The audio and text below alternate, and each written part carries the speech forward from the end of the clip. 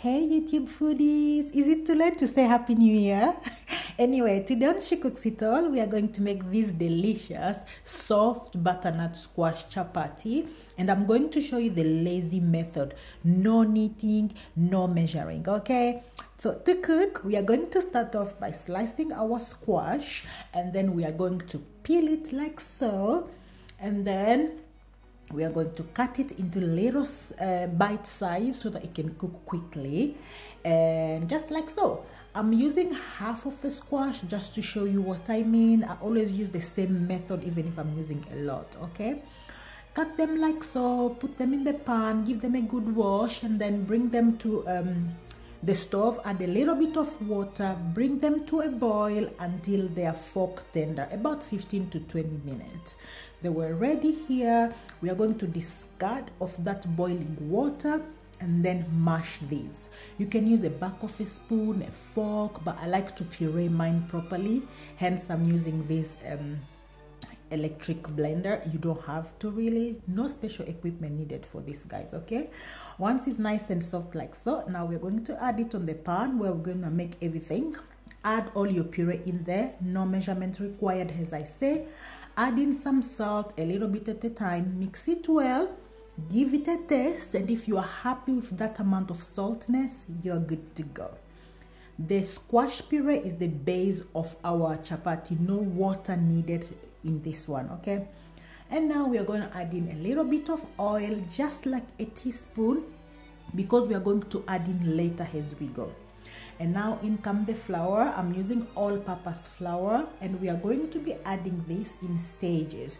We don't want to add in a lot and then we end up with something we cannot handle. So add it as you go, give this a nice mix. Once it's mixed, keep on adding, and this is a very sticky and soft dough, okay guys? We are not going to measure. Keep on adding. When your dough is getting a little bit thick to handle with a spatula, we're going to go in with our clean hand, guys, okay? So we are going to continue adding in flour, use our hand, and then bring this dough together. As I mentioned, this is a very sticky dough, so please add in flour as you go so that you don't end up adding in a lot.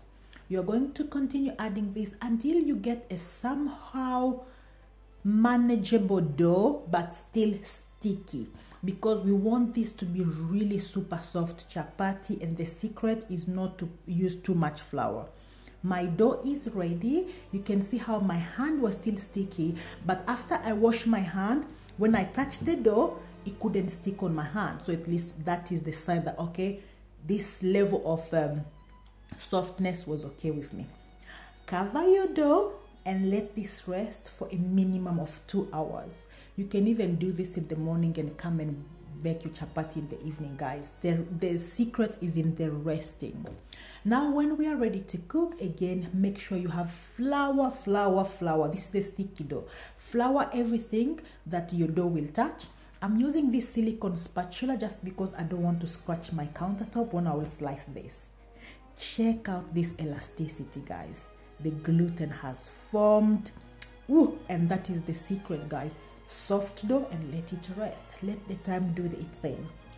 We're gonna kind of bring this dough together, fold in a little bit of this flour that you have added on your counter, just so that the dough is easier to handle. Okay, not a lot. Don't add any other flour to this, just the same flour you use on the counter.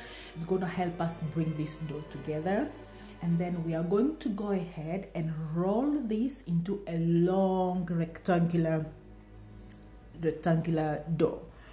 I like the fact that I have this silicone mat. It kind of gives me the vision of the rectangular shape I'm after. Just make sure all the sizes are kind of similar. It's easier that way when we'll cut it, okay? So we are going to add about 3 teaspoons of oil and then spread it all around this flat surface. Once the oil is spread all over, we're now going to roll this into a long log.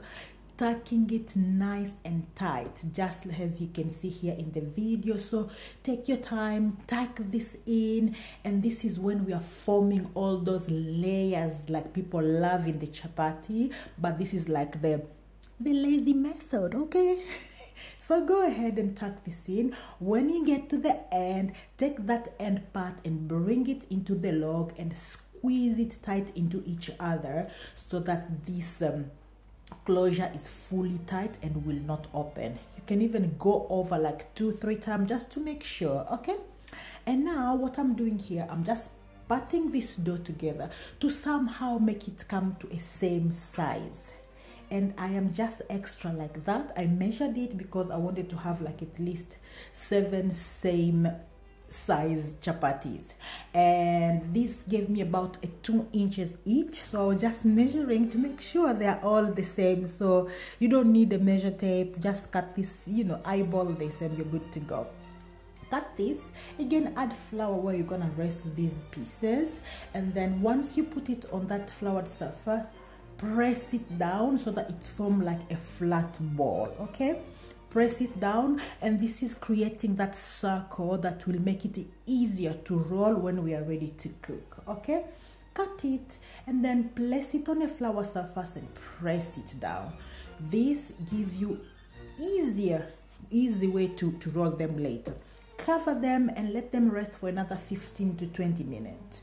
When we are ready to cook, again I have my flour, and I'm using an electric skillet to make this, but you don't have to. You can just cook this on your stove and start heating up your pan on a high heat, okay guys? Chapati loves heat. Don't cook this on a medium or low. It's medium to high.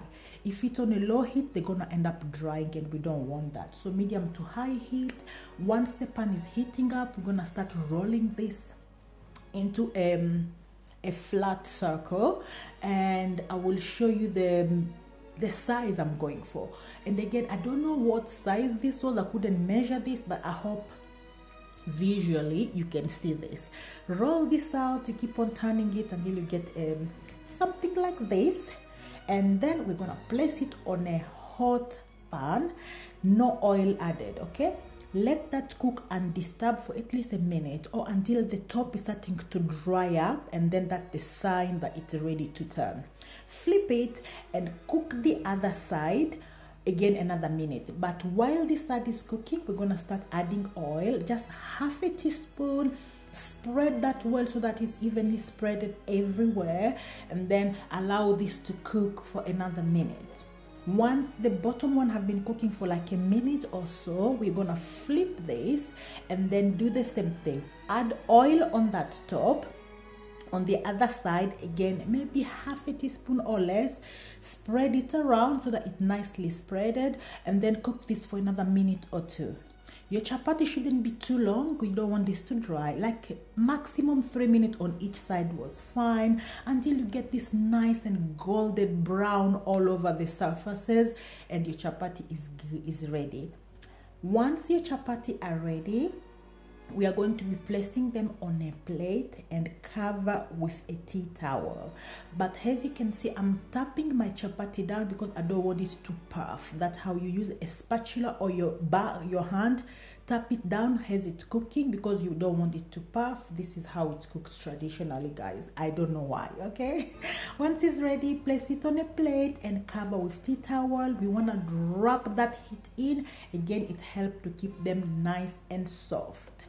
You are going to continue doing this until all your pieces or all your flat chapatis are cooked.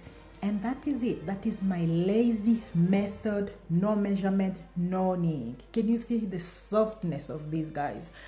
Oh, so good. I served this with beans, and one of my favorite combination, chapati and beans, guys. Check out the softness. I hope you're inspired.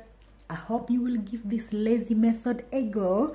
And if you have watched up until now, thank you so much.